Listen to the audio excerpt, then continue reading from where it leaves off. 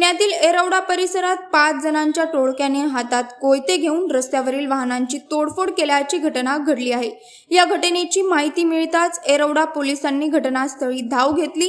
या प्रकरणी येरवडा पोलीस स्टेशनमध्ये 5 जणांविरोधात गुन्हे दाखल करण्यात आले असून येरवडा पोलिसांकडून आरोपींना अटक करण्यात आली आहे। मिळालेल्या माहितीनुसार पुण्यातील येरवडा परिसरात 5 जणांच्या टोळक्याने हातात कोयते घेऊन रस्त्यावरील वाहनांची तोडफोड केली होती। या आरोपींना काल 22 ऑगस्टला अटक करण्यात आली। सचिन कांबळे, अहद शेख, अमन पिंजारी, आझर सय्यद आणि इब्राहिम बा शोएब अशी अटक केलेल्या आरोपींची नावे आहेत।